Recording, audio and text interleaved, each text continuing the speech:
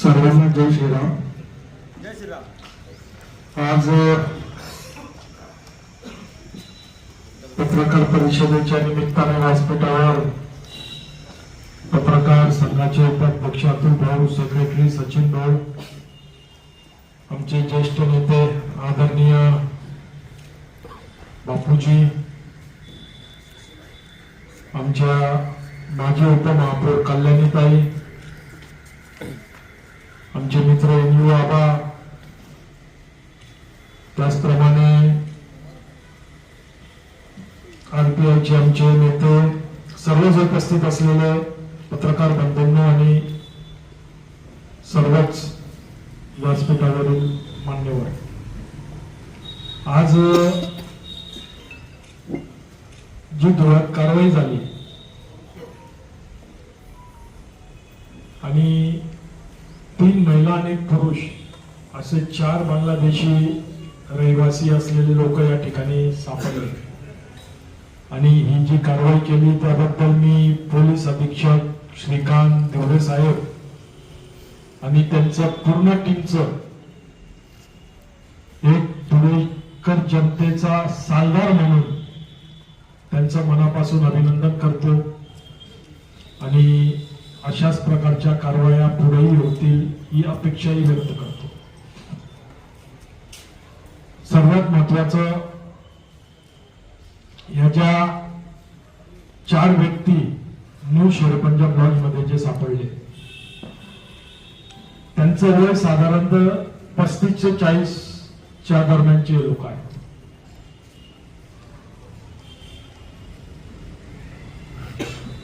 एकेकाला 6, 7, 4 अशी मुलं ऑलरेडी आहेत।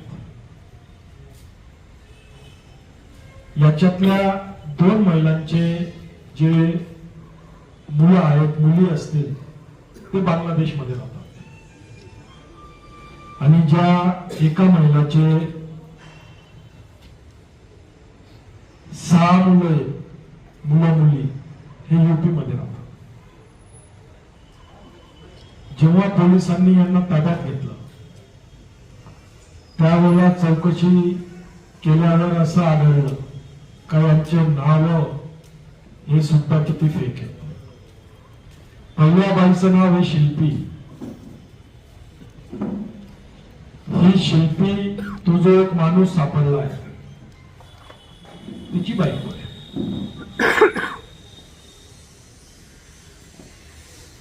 ही शिल्पी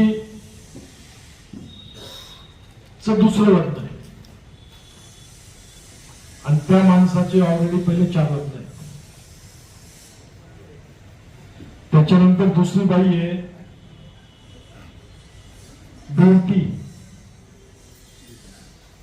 आणि तिसरी आहे रिपा। असे यांचे नाव आहेत आणि त्या माणसाचं नाव आहे मोहम्मद शेख। हा मुंबईचा आहे, हा बिल्डिंगचं काम करतो।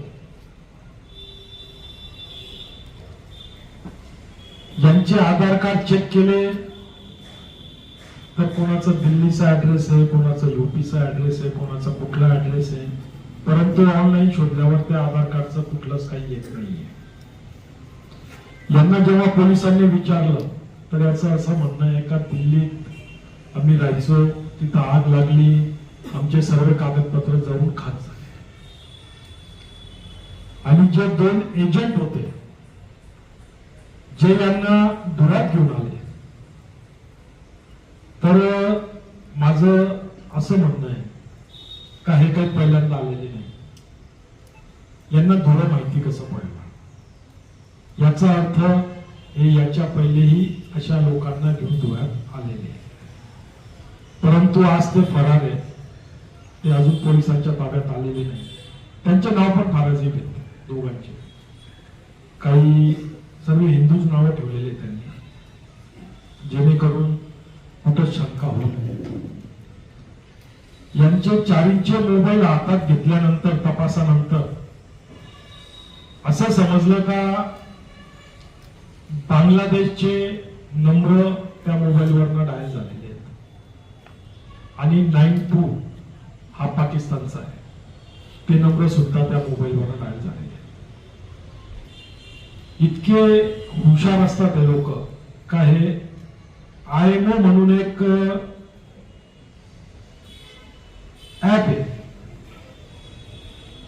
त्या ऍप वरनं हे कॉलिंग करतात जेणेकरून कुठं ट्रॅक होऊ नये. तर त्या ऍपचा सर्रास उपयोग याच्यात झालेला आहे. थोडक्यात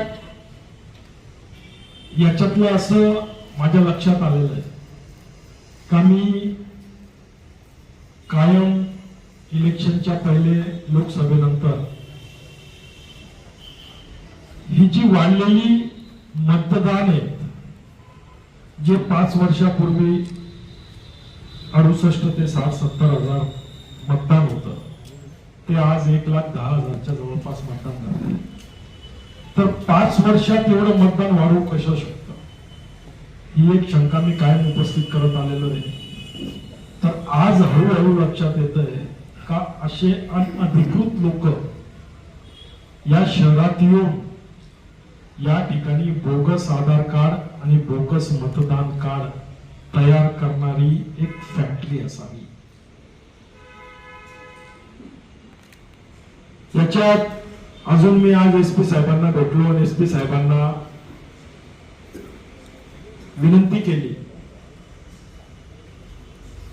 का जर आधार कार्ड ओरिजिनल असतील पण तर यांचं कुठलंच डॉक्युमेंट नाही, तर रहिवासी दाखला द्यावा लागतो.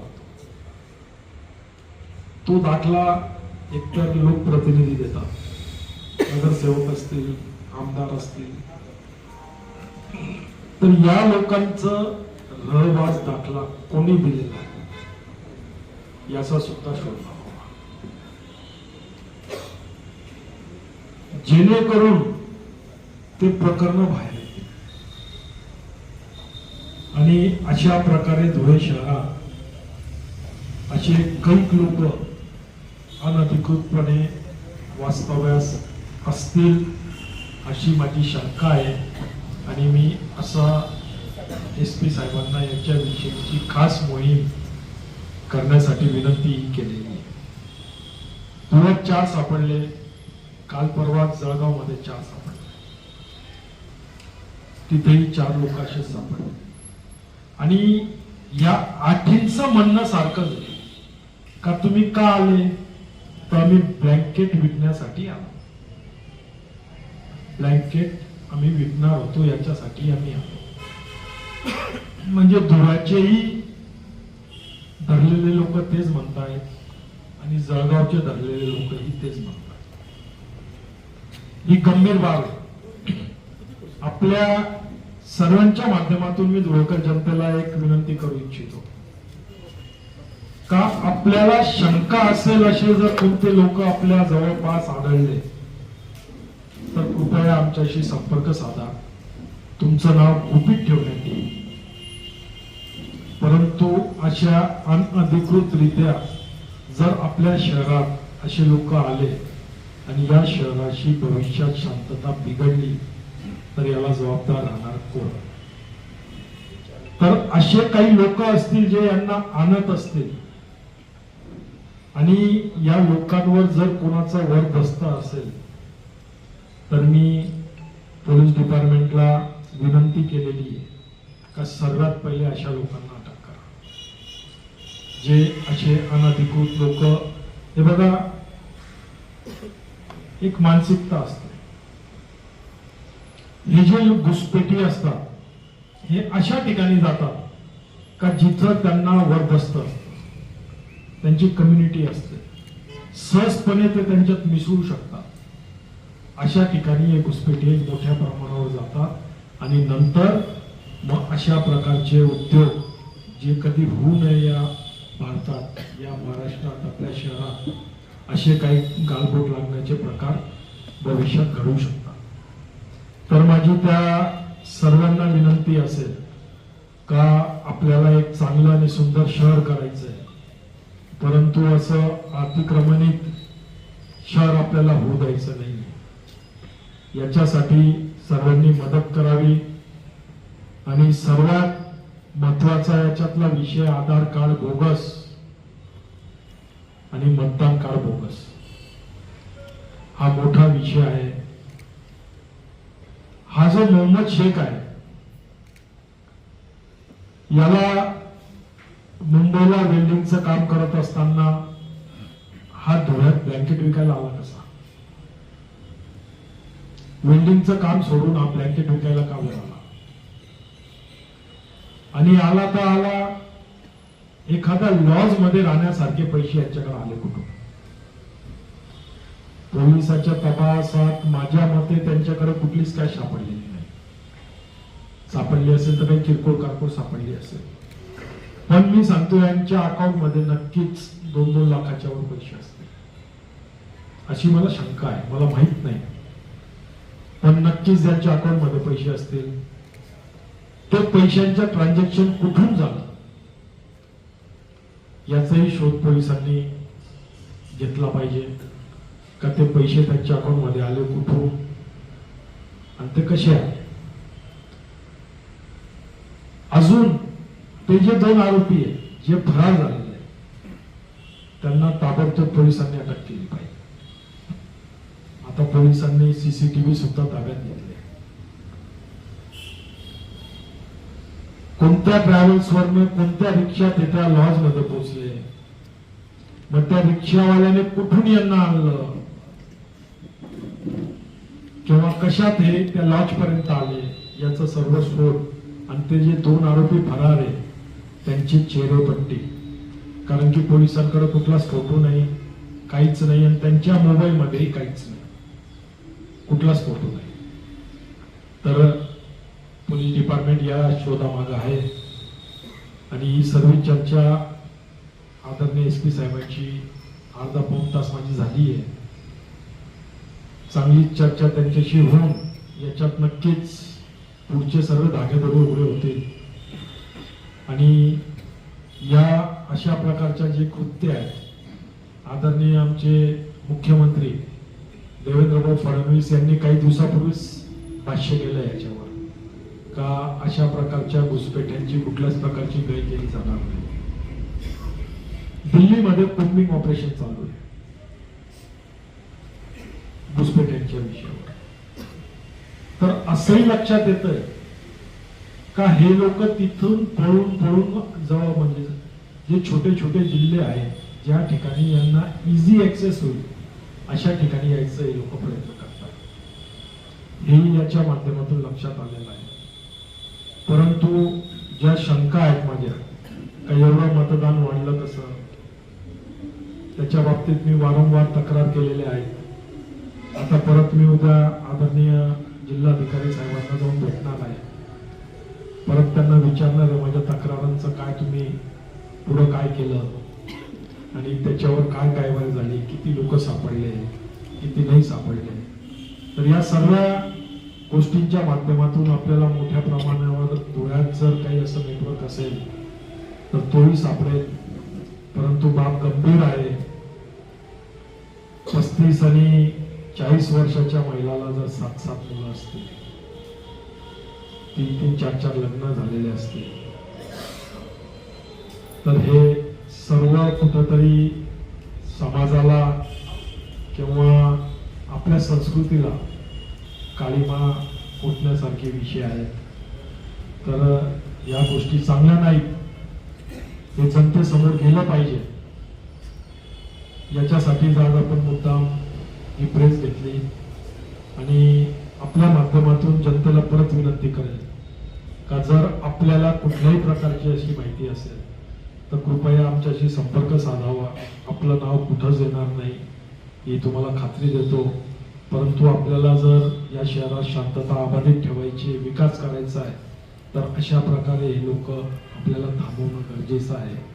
अन्यथा हेच लोक येतात, हेच पैसे कमवतात।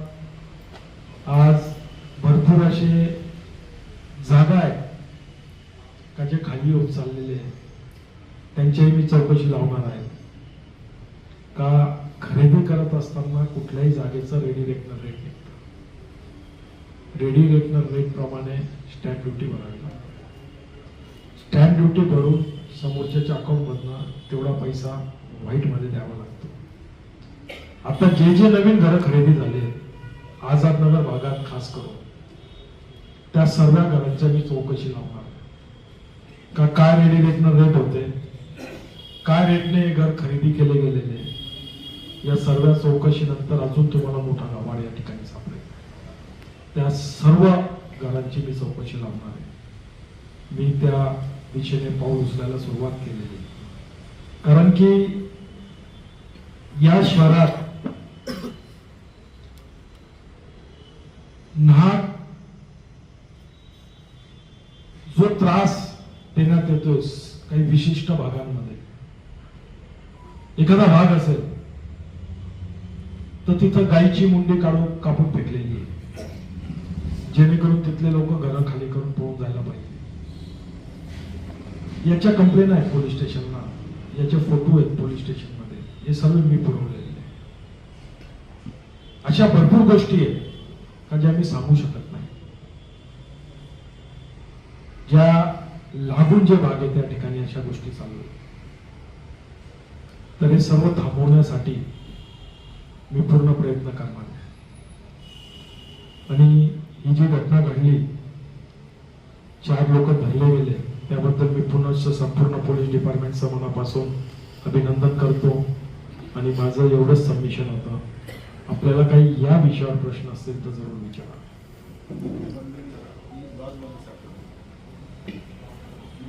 आपण सांगितलं की यांना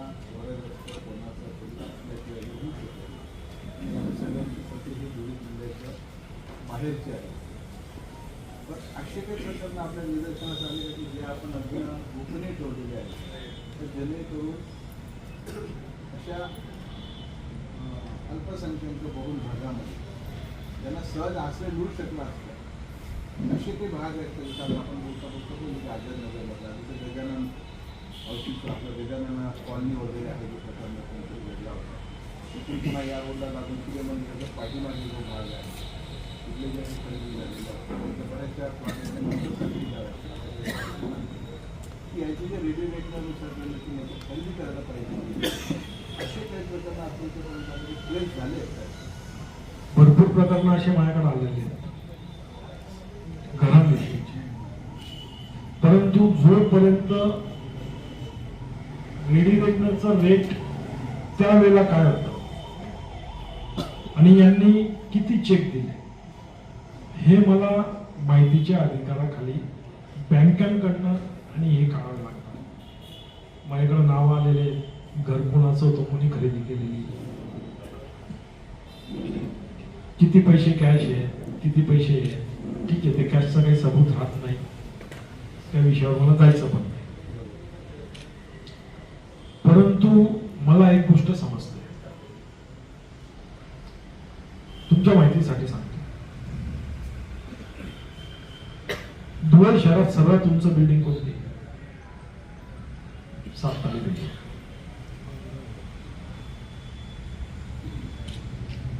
त्या बिल्डिंगचे भरपूर मॅटर कोर्टात आहे, प्रलंबित आहे.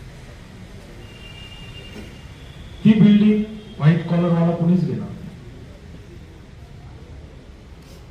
भरपूर लोक बिल्डिंग घ्यायला तयार आहेत, परंतु कॅश मागे, त्यांचे नावही नाही, परंतु त्याला काही सबूत नाहीये. सांगा ती किंमत द्यायला तयार आहे. माझं एक म्हणणं आहे का एवढे पैसे कॅश येतात कुठं, एवढा पैसा उपलब्ध होतो कुठं? हवाला सिस्टीम शिवाय दुसरा हा पर्यायच नाही. तर याच्यावरही माझा अभ्यास चालू आहे. लवकरच ते प्रकरण मी मोठं बाहेर काढणार आहे. अशा भरपूर गोष्टी या शहरात ज्या होत आहेत, परंतु त्याला बेस नाहीये. आता मी जे सांगितलेलं काहीच बेस नाही, माझ्याकडे कुठला सबूत नाही, पण होतंय हे खरं, तर त्याला सबूत गोळा करावे लागते, त्या गोष्टी करून घ्याव्या लागते, तेव्हा हे उघडकीस येईल. असं फक्त वाऱ्यांमध्ये लाता मारून काही उघडकीस येणार नाही. आपण ज्या मतदानाच्या वाढलेल्या टक्केवारीच्या संदर्भात आपण बोललो, जे लोक अल्पसंख्याकाच्या समाजाचे आहेत पण ते अधिकृत आहेत अशा लोकांबद्दल तुमची काही म्हणजे वेगळी भूमिका नाहीये ना? जे अधिकृत आहेत त्यांचं स्वागत आहे. गरीबाला कुठलाच त्रास देणार नाही, होऊ देणार नाही, माझा द्यायचा प्रश्नच येत नाही, परंतु त्यांना कुठल्याच प्रकारचा त्रासही होऊ देणार नाही. कारण की काय हिंदुत्वाची लाईन आपण समोर ठेवलेली आहे, बरोबर आहे. त्याच्यामुळे अल्पसंख्याक समाजामध्ये जे चांगले लोक आहेत समजा त्यांच्यामध्ये काही भीतीचं वातावरण आहे की बाबा असं जर राहिलं तर पुढे कसं होईल आपलं, तर त्या ती भीती तुम्ही कशी घालवणार आहात? हे बघा, त्यांच्याशी संपर्क साधणार आहात किंवा त्यांना तो विश्वास निर्माण करून देणार आहात का? हे बघा, मी हिंदू म्हणून जन्माला आलेलो आहे आणि मी हिंदू आहे आहे आहे आहे आहे नाही, आणि मला माझ्या जातीवर जगातला सर्वात मोठा अभिमान आहे. परंतु मी कधीच कोणाला त्रास दिलेला नाही. असं नाही का मी आज आमदार झालो, याच्या पहिलेही जरी मी आमदार नव्हतो, लोकप्रतिनिधी नव्हतो, तरी या शहराचं भरपूरस चांगलं काम मी करत आलेलो आहे. जेव्हा महापालिकेच्या माध्यमातून त्यांचे नगरसेवक होते, त्या सर्व नगरसेवकांना उभं करा, त्यांची तुम्ही प्रेस घ्या आणि त्यांना विचारा का जेवढे पैसे मी भारतीय जनता पार्टीच्या नगरसेवकांना द्यायचो विकासाच्या कामांसाठी, तेवढेच पैसे त्यांनाही त्यांच्या प्रभागात विकासासाठी पैसे द्यायचो. कुठल्याच प्रकारचा मी भेदभाव केलेला नाही आणि मी करणार पण नाही. माझं शहर आहे, शहराचा मला विकास करायचा आहे. परंतु निवडून आल्यानंतर सुद्धा तुम्ही आमदारांचं भाषण ऐकलं असेल. मुझे भरोसा है मेरी कोर्ट ने मेरे को मतदान किया, त्याचं पूर्ण भाषण ऐका. मी जरूर माझ्या भाषणात सांगितलं होतं की मला तुमच्या मताची गरज नाही, कारण की मला माहिती ते देणारच नाही. यालाच तर आमचे आदरणीय मुख्यमंत्री महोदय म्हणतात ना मग वोट जिहाद.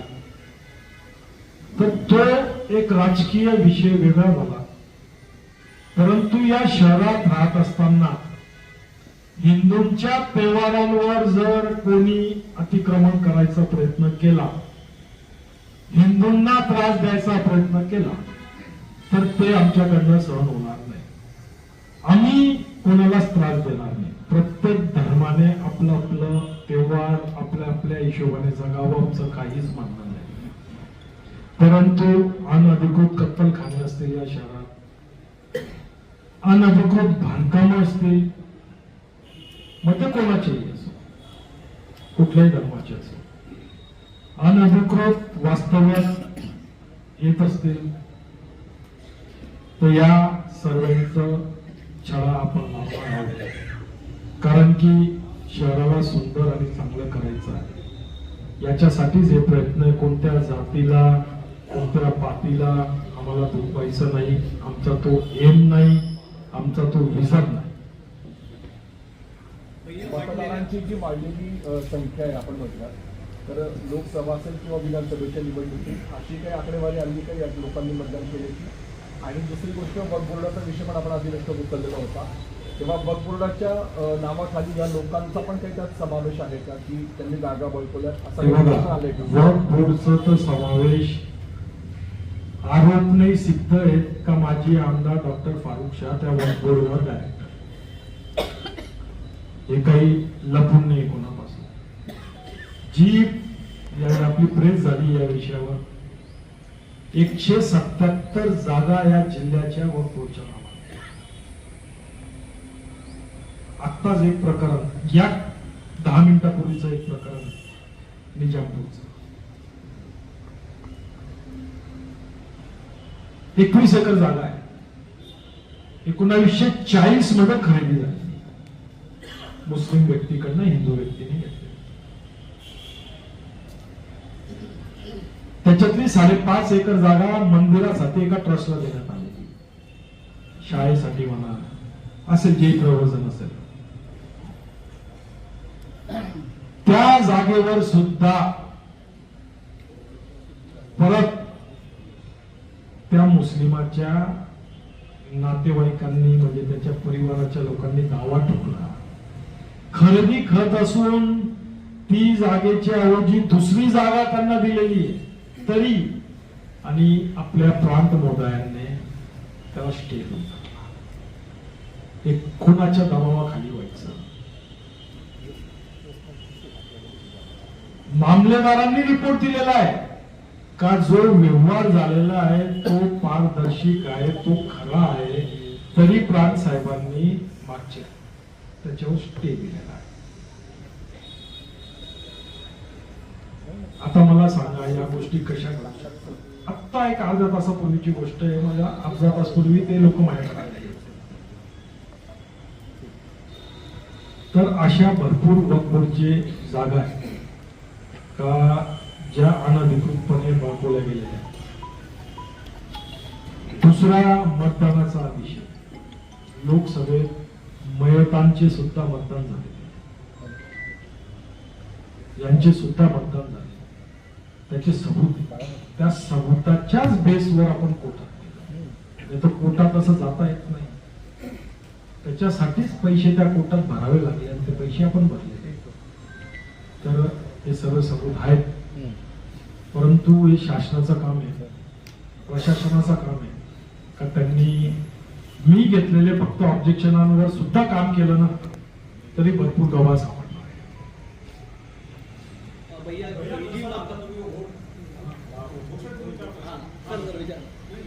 भैया ही जी मतदार नोंदणी वाढलेली आहे तर ही अनैसर्गिक प्रकारे वाढली असं तुम्हाला म्हणायचंय. हो. तर ही वाढ साधारणतः किती हजारांची असेल आणि या मतदार नोंदणीमध्ये ज्या प्रकारे आज 4 जण सापडले तर असे बांगलादेशी पण ते असू शकतात, तर ते किती प्रमाणात असू शकतात? नाही, हे 4 सापडले म्हणजे त्यांचं मतदान शहरात नाहीये, त्यांचं मतदान नाहीये. हा धागा धरून मी संशय व्यक्त करतोय. आणि एक नैसर्गिक वाढ मतदानाची 5 वर्षात 5%, 10% काहीतरी लिमिट असतं ना. का 70,000चे 1,10,000 होतील, 40,000 मतदान वाढेल, असं होऊ शकतं का? शक्य आहे का? मग एवढे लोक अचानक या शहरात वास्तव्यास आले का? बाहेरचे लोक. मग जर ते आले या शहरात वास्तव्यास तर मग ते कुठून आले? त्यांच्या सडा लावण्यासाठी आता मागच्या 3 वेळाच्या मतदान याद्या मी मागवलेल्या आहेत. आणि मागच्या वेळेला किती मतदान वाढलं त्याच्या पहिले त्यांचे नावं नोंद आणि त्यांचे वय काय आज हे माझं शोधणं चालू आहे. आणि त्या बेसवर मी त्या लोकांवर ऑब्जेक्शन घेणार आहे का यांचे पहिले कुठं राहायचे हे चेक करा, त्याच्यावरनं सर्व गवार उघडणार.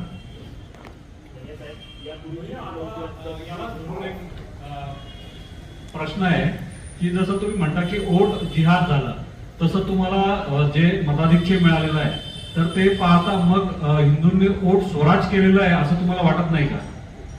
हे बघा, तुम्ही आमदारांची क्लिप ऐकली नाही माझी आमदारांची, माझी आमदारांची. कारण की मी आमदार नाहीच आहे, मी तर त्यांनी त्यांच्या भाषणातच सांगितलं का हमारे ओम का मतदान हुआ है 7,000, मुझे मिला है 70,000, इसका मतलब 10,000 मुस्लिम हिंदुओं ने मेरे को मतदान किया. आणि मला एक सांगावं का असं का वाटलं तुम्हाला का हिंदूंनी जे मला मतदान केलं ते स्वराज्य झालं? 24,000 मतदान आदरणीय अनिल गोटेंनाही पडलेलं आहे हिंदूंचं. त्यांचं मतदान मला आणि अनिल गोटेला मिळून किती पडलेलं आहे हे तुम्ही सांगा. त्याच्यावरनं तुम्हाला लक्षात येईल का ओट जिहाद कोणाला म्हटलं जातं. त्यांचं मतदान आम्हाला किती पडलं.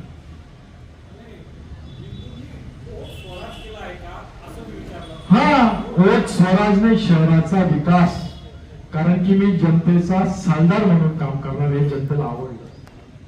मला आमदार साहेब नाही व्हायचंय. नाही तर पहिलेच्या आमदारांना त्यांच्यापेक्षा वयाने मोठे माणसं सुद्धा आमदार साहेब म्हणायचे. आणि मला जर कोणी असं म्हटलं तर मी कायम सांगतो, मला आमदार साहेब म्हणू नका, भैया हे नाव आहे माझं, भैया नाही. शेरे पंजाब सारख्या हॉटेल एवढ्या मोठ्या हॉटेलमध्ये अशी घटना होते, तर आपण अशी मागणी करणार की शहरातल्या ज्या हॉटेल आहेत किंवा लॉज आहेत याच्यावरही कोणतं ऑपरेशन व्हावं, पण यांची कुठेतरी चौकशी व्हावी अशी मागणी होती. हे बघा, हे जे प्रकरण सापडलं ना, हे काही असंच नाही सापडलं, टीप आलेली. बरोबर ना? ही कोणीतरी एका व्यक्तीने टीप दिलेली पोलिसांना, का मला अशी शंका आहे का इथं असे काही लोक राहत आहेत जे भारतातले नाही.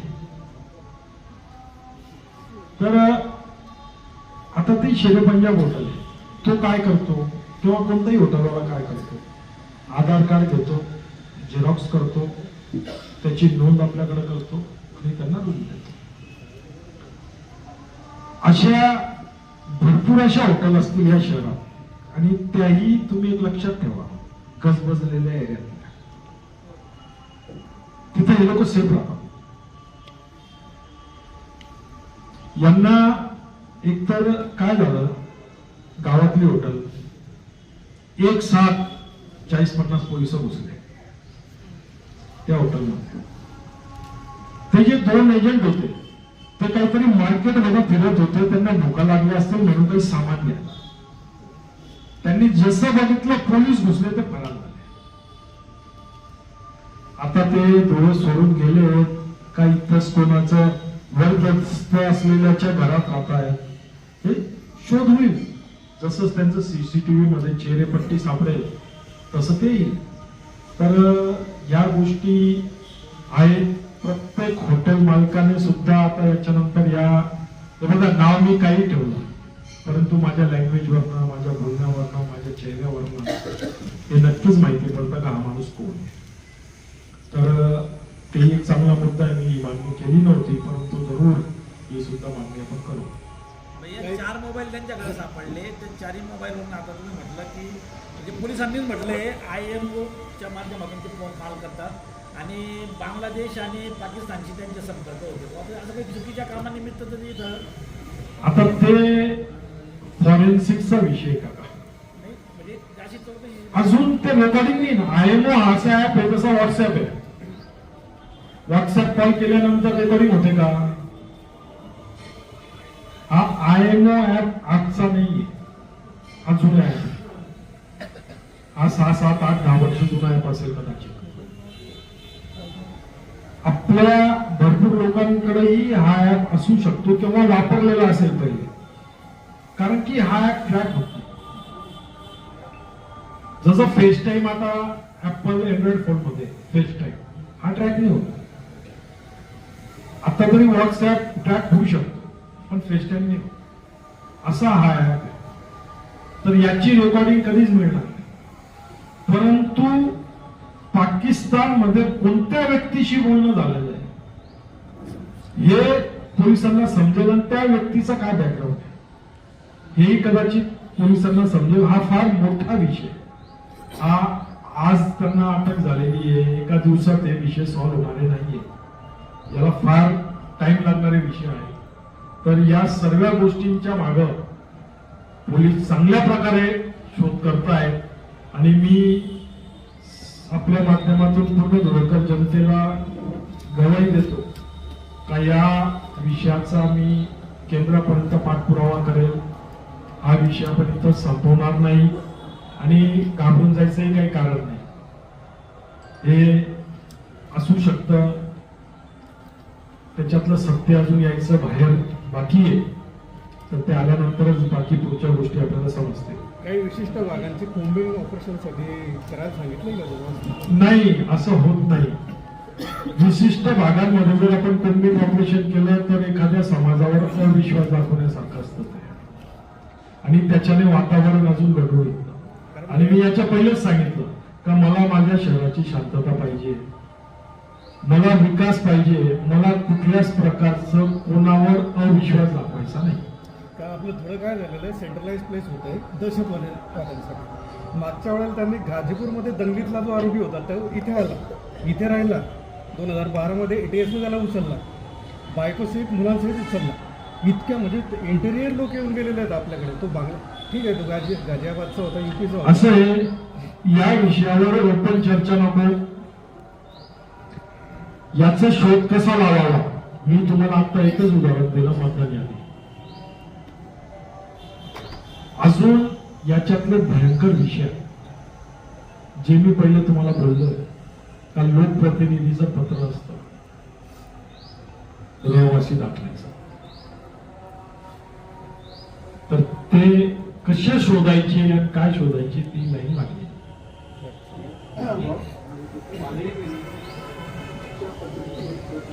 गडमुलांनी असं म्हणणार आम्हाला टाकलंय 2023 आहे त्याच्यामध्ये फायनल प्लॉट 50 त्यांना वर होती आणि त्याच्या